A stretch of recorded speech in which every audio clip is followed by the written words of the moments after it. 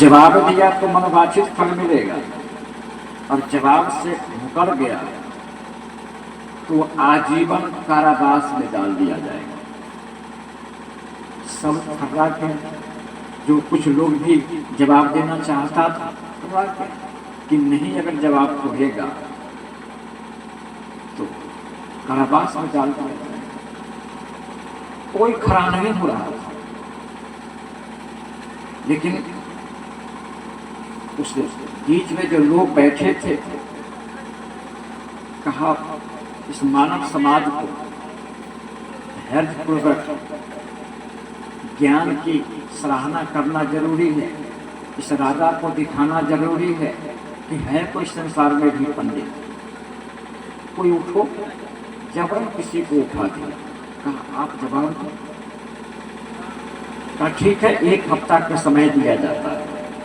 1 हफ्ता के समय में अगर प्रश्न का उत्तर मिल गया तो मनोवांछित फल मिलेगा।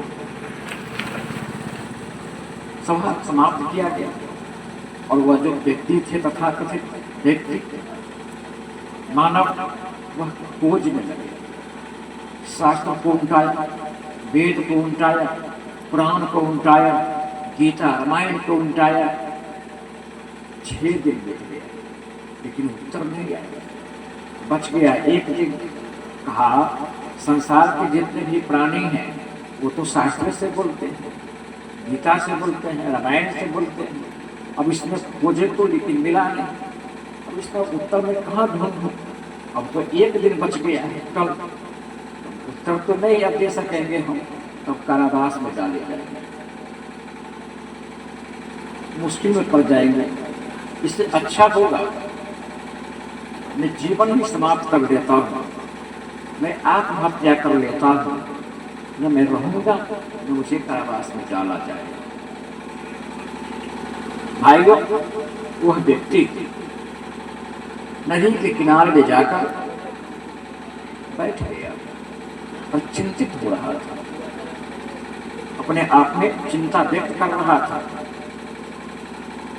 उसी बीच एक नाविक मल्लाह नाव लेकर, जाल लेकर निकल रहा था। देखा खामोश बैठा है यह व्यक्ति। कहा महाशय जी, क्या हो गया है आपको, खामोश बैठे? नहीं बोला। फिर दोबारा रिपीट किया, तिबारा रिपीट किया। कहा कुछ तो कहिए। कहा कहने से कोई फायदा नहीं है। कहा कैसे आप समझते हो कि कहने से फायदा नहीं होगा? कहा एक प्रश्न का जवाब देना था राजा भोज को, वो प्रश्न का जवाब मुझे नहीं खुलाया है अभी तक। मैं सभी जगह खोज लिया हूँ, अब कल की बारी है देना जवाब, और जवाब हमारे पास नहीं आया है, तो राजा का प्रमाण है, कारावास में डाल दिया जाए। तो मैं वही गुनगुन कर रहा हूँ कि घर पर रहूंगा, जिंदा रहूंगा, कारावास में डाल दिया जाएगा, घूट घूट कर प्राण निकलेगा। इससे बढ़िया होगा कि हम आत्महत्या कर लेते हैं, यानी पानी में डुबकी लगा लेते हैं। कहा तो आत्महत्या कर लोगे तो भटकोगे, प्रेत बन जाओगे, ना जाने कितने कष्ट को सामना करना हो। प्रश्न क्या है बताओ तो? कहा तुम दे सकोगे?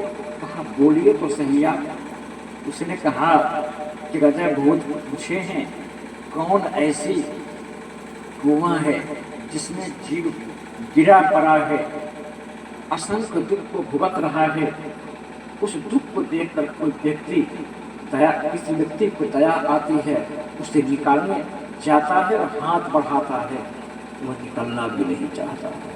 यही प्रश्न है। कौन बड़ी प्रश्न है यार, छोटी सी प्रश्न है, मैं इसका जवाब जानता हूँ। कहा तुम जानते हो, तुम तो मल्लाह हो। कहा हाँ कुछ भी हूँ मैं, लेकिन इस प्रश्न का जवाब मैं जानता हूँ। कहा तो मास्टर जी आप जवाब मुझे दे दीजिए, हमें कारावास से बचा लीजिए।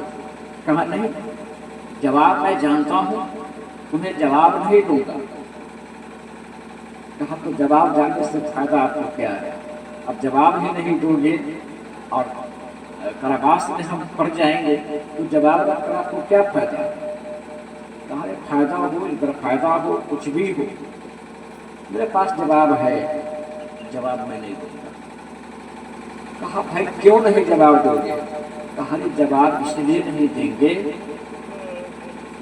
कि शिष्य को गुरु ज्ञान देता है, शिष्य अधिकारी हो जाता है ज्ञान लेने का, और गुरु जब बना लेता है शिष्य तो गुरु को भी दायित्व हो जाता है ज्ञान देने का। तू न हमारा चेला हो न तुम्हारा हम गुरु है, तो प्रश्न का जवाब कैसे दे देंगे? क्यों दे देंगे?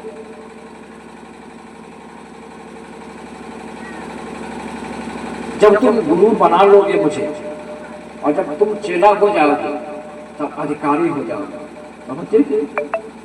तो मन में गुनगुन हो शुरू हो गया, ये तो मल्लाह है, जाल मांस लेकर के जा रहा है और मैं तो तथाकथित पंडित हूं, मैं इसको गुरु कैसे मानूं?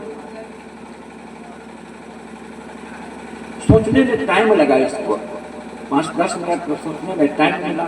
फिर सोचता है इस प्रश्न को जवाब तो यही जानता, गुरु नहीं बनाएंगे और चेला नहीं बनेंगे तो उत्तर भी नहीं देगा। कहा महाराज मैं आपको गुरु स्वीकारता हूं, शिष्य बना लीजिए। कहा नहीं, अब मैं गुरु नहीं बनूंगा, मैं चेला बनाऊंगा। और उत्तर दो। कहा अब तो मैं तैयार हूं। कहा नहीं, तुम तैयार नहीं, हमारी परिस्थिति तैयार कर रहा है, हमारे पास में भ्रम है, हमारे पास में दुविधा है, हमारे पास में